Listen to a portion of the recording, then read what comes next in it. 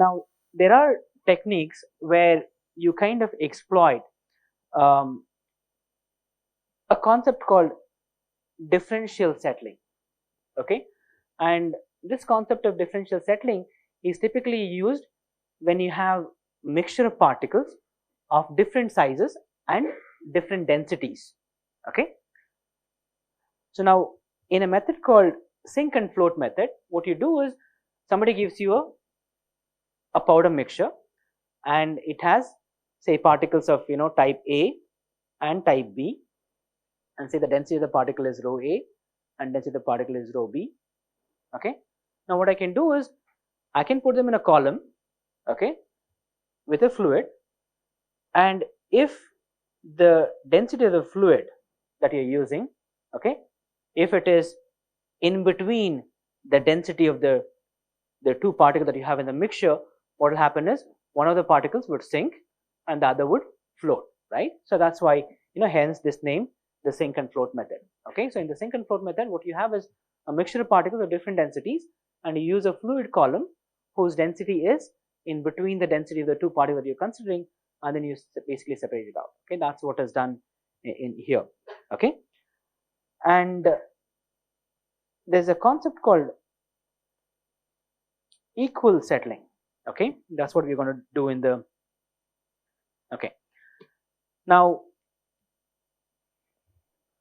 so in the different settling, what you do is again you have a mixture of two particles. Okay, maybe again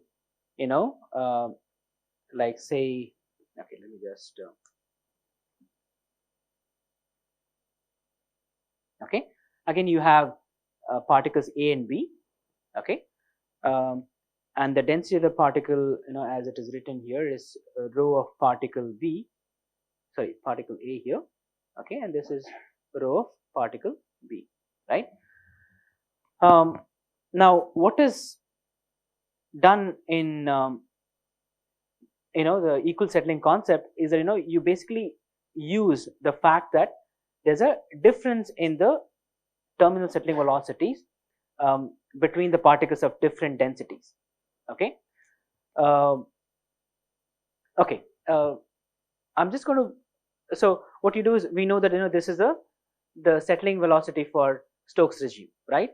And this is the settling velocity for again Stokes regime, but again for the particles of type B here, right? This is for type A and this is for type B. Now if I say that the settling velocities of type A and type B are the same, okay, what I do is I can get a ratio of the particle diameters, right? Okay, what I do is rho T A is equal to rho T B, right?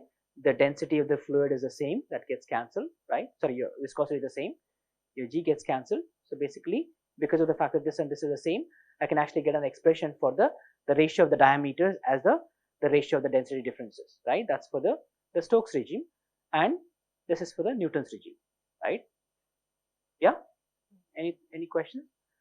It's a simple fact that all I've done is I basically equated the settling velocities, right? Now how this works, you can kind of understand from from a diagram, okay, from a schematic. What you have here is, this is the terminal velocity, okay, and this is the particle size. Okay, now on the y-axis, sorry, on the x-axis, there are these vertical lines, right? These vertical lines here, right? So what you have is, you have a mixture of particles whose size varies from dp1 to dp4. Okay, I have two particles of type A and type B, and the size range of the particles in the mixture is the same. Okay, that goes from dp1 to dp4. Okay, now there's a horizontal line that is drawn here. Okay, and this horizontal line and this horizontal line, it corresponds to the equal settling, right? Because I'm just drawing a so this one, the plot that A is for the, is how the terminal velocity of the type A particle varies as a function of size. This is a plot for how the terminal velocity varies as a function of particle size for B type of particle, right? Now, what can I say about the size range from dp1 to dp2 of B type of particle? Just by looking at this plot, what can I say about the settling velocities of the particle size range from dp1 to dp2 for type B particles? Can I say that the type B type of particle in the size range from dp1 to dp2 settle, the slowest, right? Because any particle of type B from dp2 onwards settles faster, right? And all the particles of type A from dp1 all the way up to dp4 settle faster. Therefore, the size range of B from dp1 to dp2, that is, it settles slower than any particle of A type plus all the particles of B going from dp2 to dp4, right? Everyone agrees with that? So therefore, I can actually, what I can do is I have a column, okay, which is filled with a fluid. I introduce all the particles, at the surface of the, the fluid column, okay, and because I know that dp1 to dp2 of type B settles the slowest, okay, I can wait for the particles to settle for sufficiently long time, so that all the particles of type B from dp2 to dp4 settle, and all the particles of type A from dp1 to dp4 settle. Therefore, what you have in the fluid would be, what you have in the fluid that will be suspended would be only the particles of type B from dp1 to dp2. That's because they settle the slowest, right? So what can I say about this size? So now this is the, if I go vertically, that's the maximum settling velocity of, or that is the settling velocity of the largest size B type, right? Settling velocity of the largest size B type is this. If I move horizontally here, dp3, okay, dp3 of type A, dp3 of type A will have the same settling velocity as dp4 of type B.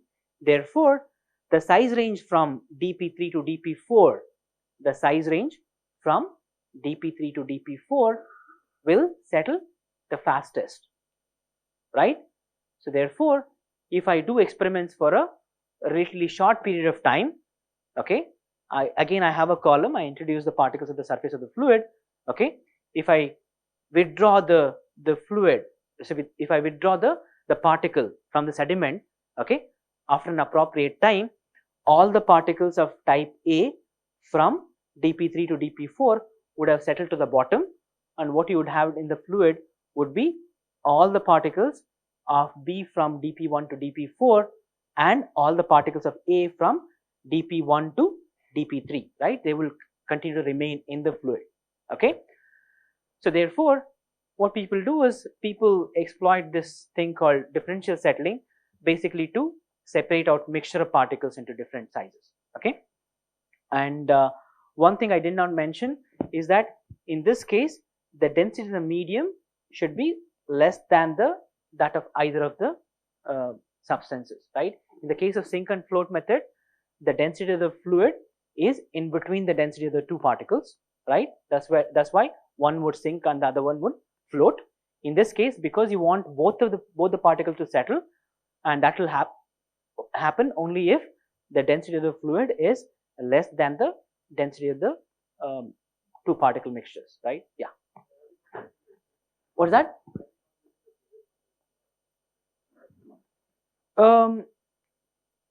Any answer for his question? So why are we not using sink and float method for this? Why are we thinking about equal settling concept? Why should we look for the density which is smaller than the density of the two particles that I have in the system? Any thoughts? Yeah.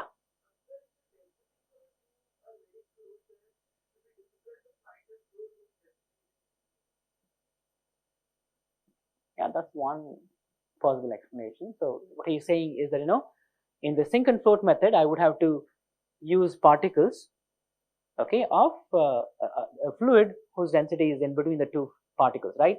However, if the density difference between the two particles itself is not too huge, okay, then you may have difficulties or challenges in terms of finding out a fluid whose density is between the two, okay.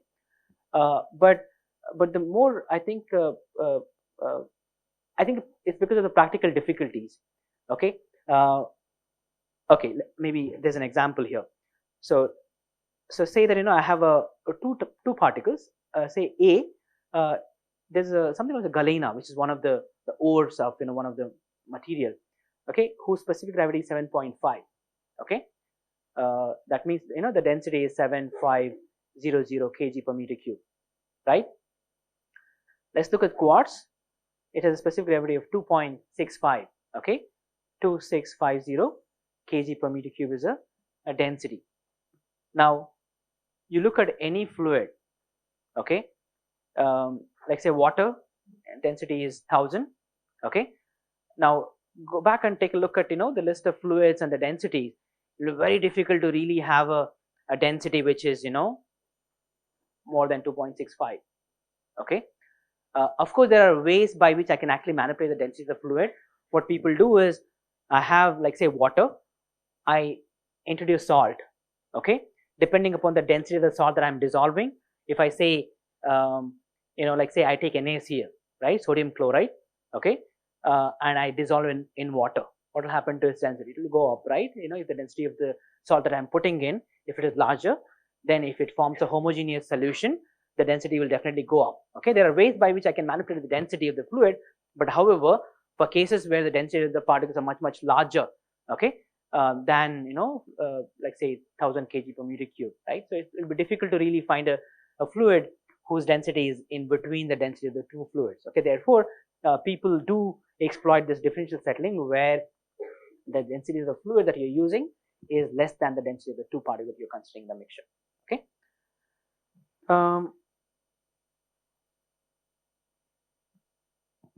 Okay, so now there's something called as a sharpness of separation.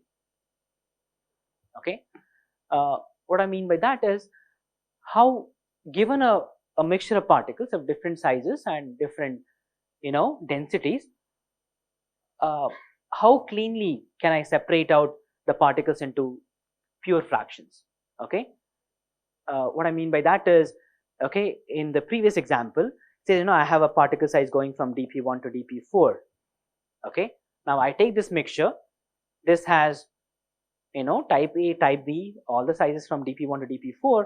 If I'm able to separate them into pure A and pure B, okay, then my sharpness of separation is kind of 1, right? I'm able to separate them into two pure fractions of, okay, different population of particles, right? Now it turns out that the sharpness of separation can be improved if the density of the medium that I'm using is increased. Okay, so what I mean by that is, in the previous example, see, you had a specific gravity 2 and 2.65. okay, if I use a fluid of say I'm just going to make it as, okay, that's your density of the particle A and particle B. If the density of the fluid that I'm using is say 1000, then you'll get a certain fraction, like say maybe dp1 to say dp2, okay, as a pure fraction. Now if I increase the density of the fluid, okay, just to give numbers, let's say you're separating particles from 1 micrometer to say 10 micrometer of B into pure fraction. Okay, if I'm using a density of the fluid which is 1000. If I make it 1500, it turns out that I can actually increase the size range. Okay, I can maybe go from 1 micrometer to say 15 micrometer. Okay, because I'm able to get a larger size range into a pure fraction. Okay, it's a equivalent of saying, you know, I basically increased the sharpness of separation is actually increased. Okay, so one of the ways of, you know, increasing the sharpness of separation is by using a medium whose density is, okay, by increasing the density of the medium in which, which you're using. The other way of doing this would be that, you know, if I have a way of choosing a size range which is closer. Okay, what I mean by that is, let's take this example. Okay, I've explained that, you know, by considering the fact that, you know, dp1 to dp4 is a size range that exists between, you know, that's for the particle A and B. I talked about the fact that, you know, this settles the slowest, and this settles the fastest, right? For simplicity, let's say that, you know, I only have size range from dp3 to dp4. Okay, what I've done is, now I've done a closer spacing, right? Earlier I had size range going from dp1 to dp4. Now I have a mixture whose size range goes only from dp3 to dp4. If that is the case, I know that the size range dp3 to dp4 of A settles the fastest. That means I can actually separate out all the particles of A into pure fraction, and the fact that, you know, this again the same size range dp3 to dp4 of B settles the slowest, I can also separate that into, you know, pure fraction, right? So therefore there are two ways of increasing the sharpness of separation. One is you use a fluid, okay, of a higher density, okay, or by increasing the density of the fluid, or other one is if you consider closer sizing of the feed.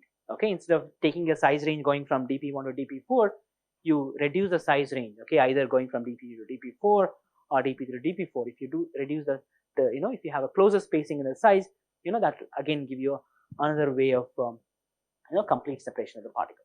Okay, yeah, okay.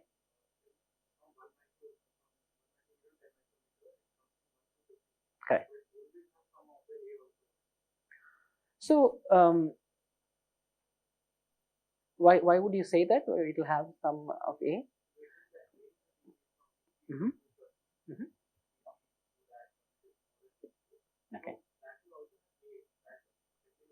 No, that you would have to work it out. Okay, let me make another point which I did not make it.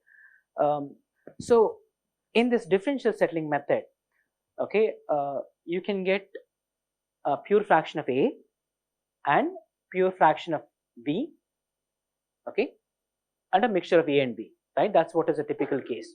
Okay, if you, when I talked about, you know, the size range going from dp1 to dp4, we saw that, you know, dp1 to dp2 of B was coming as pure fraction, and dp3 to dp4 of A was, you know, coming as pure fraction, and in between it was a mixed fraction.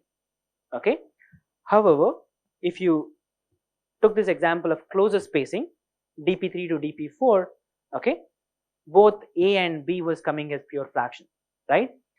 Now when you say that, you know, so the point that you want to make, you know, you're saying that, so it turns out that when you use a density, so say that, you know, my size range is fixed, okay, say that, you know, I have a size from 1 micrometer to 1000 micrometer, that's the sizing that I'm considering. Okay, so both the pure fractions that you get of A or B are kind of slightly expanded if you use, okay, we're going to have a question, you know, a tutorial question, you know, in the next class, wherein you're going to look at this example where we will see that, you know, if you use a density like say 1000 kg per meter cube, you look at, you know, what is the size range that comes as a pure fraction. Okay, now if you work with a fluid of higher density, you will see that, you know, there's an expansion, okay, or you get an expanded size range both in the A type as well as B type, and of course mixed fraction anyway is going to be there for both the fractions, unless you are actually at a particular sweet kind of a fraction where either you're working with a narrow size range or a particle of a particular fluid of a particular density. Okay, you will see that maybe in the next class. Okay, yeah. So the mixed fraction, that means the mixture of sizes are going to be there in both the cases, whether you use a fluid of a particular density or a higher density. Only thing that's going to be changing is the size range of the pure A and pure B that you're going to get by enhancing the density. Okay. Any more questions? Anything that you want me to repeat a few things? Okay. So today's class we've kind of looked at applications of what we have learned, right? Both in terms of exploiting this in terms of doing some fundamental measurements in terms of measuring viscosities by exploiting the settling principles. We also looked at some applications where the settling principles are used in diagnosis. Okay, plus we also looked at a couple of examples where people use this motion of the fluid, particle in the fluid concept or the settling principles to separate out particles. If you have a mixture of particles of different sizes and different densities. Okay, we talked about sink and float method and the differential settling method for separation of particles. Okay, maybe with that we'll stop today.